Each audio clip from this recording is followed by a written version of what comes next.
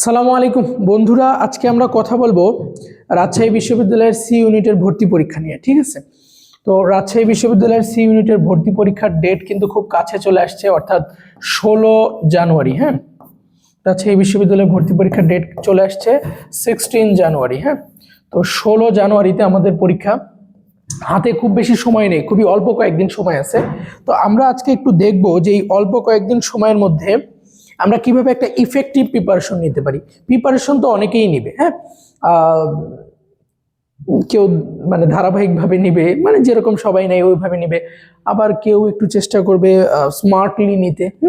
তো কিভাবে স্মার্টলি নেওয়া যায় আমরা সেটা চিন্তা ভাবনা করছি। স্মার্টলি নেওয়ার সুবিধা অসুবিধা কি আমি মানে বোঝাতে চাচ্ছি, যেটা সেটা হচ্ছে, ধরো একজন ব্যক্তি বলতে তোমরাই ধরো 8 থেকে 10 ঘন্টা পড়লা। তো এখন ধরো ও 8 থেকে 10 ঘন্টা কি পড়লো, ও ধরো 8 থেকে 10 ঘন্টা যেইটা পড়লো ওইটা হয়তো খুব বেশি রাজশাহী বিশ্ববিদ্যালয়ের জন্য গুরুত্বপূর্ণ না। আবার তুমি 8 থেকে 10 ঘন্টা পড়লা, কিন্তু তুমি ওইগুলাই পড়লা যেগুলো রাজশাহী বিশ্ববিদ্যালয়ের জন্য গুরুত্বপূর্ণ। তাহলে কে আগায় থাকবে আমাকে বলো? অবশ্যই যে স্মার্টলি যেইটা দরকার সেইটা পড়লো সে আগায় থাকবে। এই জন্য আমি যেটা তোমাকে বলছি সেইটা হলো যে আমরা এমনভাবে প্রিপারেশন নিব যেন আমার সমান একই তালে অন্য 8-10 জন নেওয়ার পরেও আমি কিভাবে ওর থেকে আগায় থাকবো। কারণ ইউনিভার্সিটি অ্যাডমিশন টেস্টে তুমি আগায় থাকাটাই ইম্পর্টেন্ট, মানে তোমার স্কোর যত আপ হবে সেটাই তোমার জন্য ভালো। তো রাজশাহী বিশ্ববিদ্যালয়ের জন্য কি আমার সবই পড়া লাগবে? উত্তর হলো না। তাহলে আমার কোনগুলো পড়া লাগবে? এখন কোনগুলো পড়া লাগবে, সবার আগে আমাকে কি কি করতে হবে, কি কি ওয়েতে আমি আগাবো, আজকে আমি সেগুলো নিয়ে আলোচনা করব। প্রথমে তোমাদের যেটা করতে হবে সেটা হচ্ছে যে মনে মনে একটা নিয়ত করে নিতে হবে যে ভাইয়া যাই হয়ে যাক আমাকে অবশ্যই 8 থেকে 10 ঘন্টা পড়তে হবে। এটা হচ্ছে ফার্স্ট কাজ। প্রথম কাজ কি? 8 to 10 আওয়ার পড়াশোনা করা। এইটা হচ্ছে মেইন কথা। আমি তোমার গাইড, হ্যাঁ, অমুক বই তমুক বই, অমুক কোর্স তমুক কোর্স, কোনো কোর্স আসলে চান্স পাওয়া দিবে না। চান্স আসলে তোমাকেই পাইতে হবে, তুমিই পাবা, তোমাকেই পড়তে হবে, তোমাকেই পাইতে হবে। এখন তোমার জন্য যদি রাস্তাটা সহজ হয় সেক্ষেত্রে তোমার জন্য পাওয়াটা একটু সুন্দর মতো তুমি সহজে পেয়ে যাবা। আর যদি রাস্তাটা ডিফিকাল্ট হয় সেক্ষেত্রে তোমাকে হয়তো একটু পরিশ্রম করে পেতে হবে, বাট পাবা তুমি, হ্যাঁ, তোমাকেই পাইতে হবে। ওকে, তো সুতরাং তোমাকে আগে পড়তে হবে, এটা ফার্স্ট কাজ। এসব আনসান কি হলো না হলো এইটা পরে আগে আমাকে পড়তে হবে। কতক্ষণ? 8 থেকে 10 ঘন্টা ন্যূনতম এটা পড়তে হবে, হ্যাঁ, ডেইলি। এখন দেখো বাবা, শুরুতে মনে হচ্ছে ভাই আমি 14 না হলে 15 না হলে 16 পড়বো। আসলে 14, 15, 16 আসলে মানে বাস্তবতা চিন্তা করে আসলে কতটুকু সম্ভব সেটা আসলে তুমি নিজে থেকে ভেবে নেবে। তুমি যদি পারো সেটা খুবই মানে খুবই ভালো আর কি, সরি। কিন্তু আমি তোমাকে বলবো তোমাকে 8 থেকে 10 ঘন্টা পড়তে হবে। 8 থেকে 10 ঘন্টা পড়লে যে কি পরিমাণ পড়া হয়ে যাবে তুমি এটা বুঝবাও না। অনেক পড়া হয়ে যাবে, 8 থেকে 10 ঘন্টা পড়া মানে অনেক অনেক পড়া হয়ে যাবে। সেকেন্ড কাজ কি? সেকেন্ড কাজ হচ্ছে আমি কি কি দাগাবো সেটা ফিক্সড করে ফেলা। কি কি দাগাবো আমাকে বলো, তুমি কি কি দাগাতে চাও?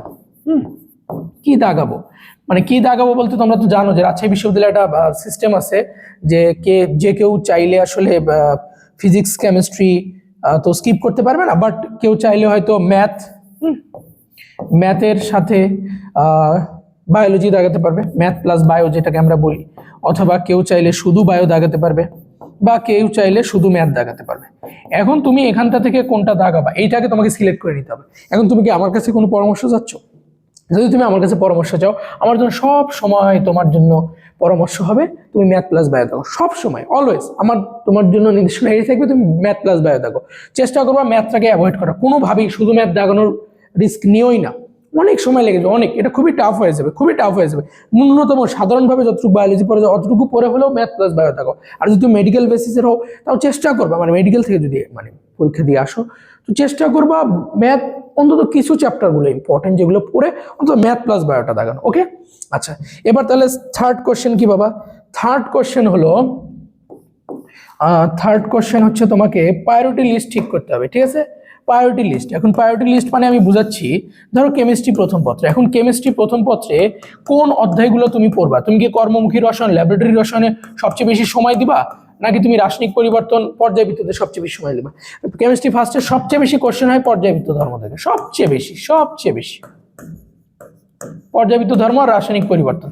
সুতরাং তোমার উচিত হবে পর্যায়বৃত্ত ধর্ম আর রাসায়নিক পরিবর্তনে বেশি সময় দেওয়া, কর্মমুখী ল্যাবরেটরিতে কম সময় দেওয়া। ঠিক আছে, মানে বুঝাচ্ছি আর কি। ধরো কেমিস্ট্রি সেকেন্ডে, এখন কেমিস্ট্রি সেকেন্ডে ছেলে পেলে করে কি জৈব যৌগ বাদ দিয়ে বাকি সবগুলো চ্যাপ্টার পড়ে।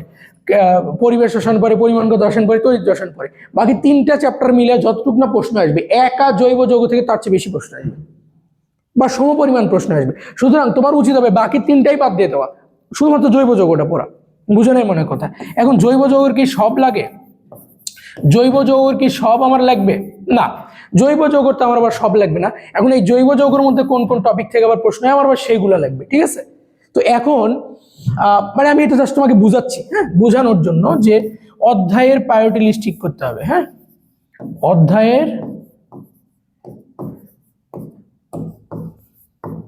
প্রায়োরিটি লিস্ট, প্রায়োরিটি, আচ্ছা আমি ইংলিশে লিখি, বাংলায় লিখতে ঝামেলা।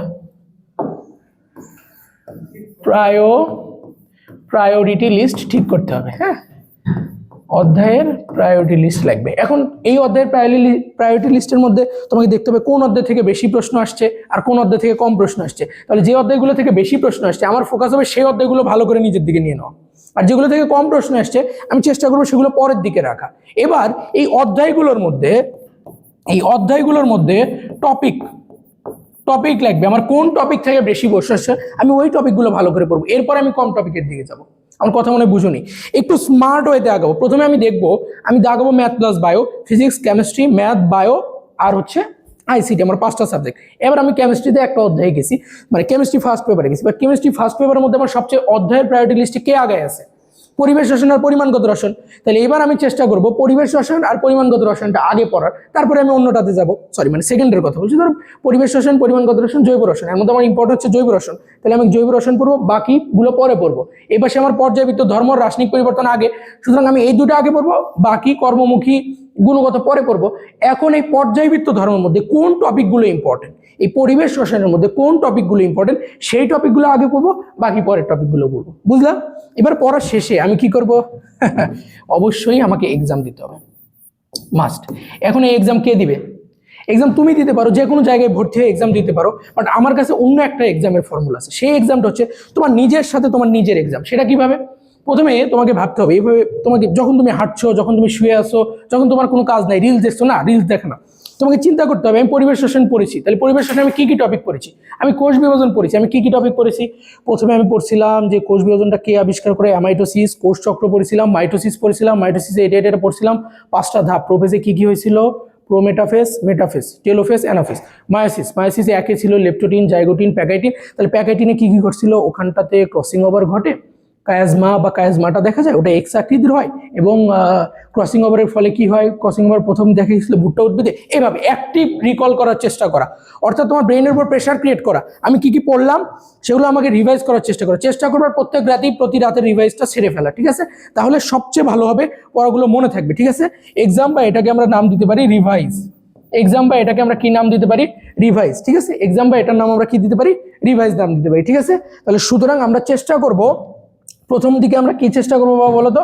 প্রথম দিকে আমরা চেষ্টা করব ডেইলি 8 থেকে 10 ঘন্টা পড়ার। এবার দ্বিতীয় ধাপে আমরা চেষ্টা করব, আমরা কি দাগাবো সেটা ফিক্সড করে ফেলা।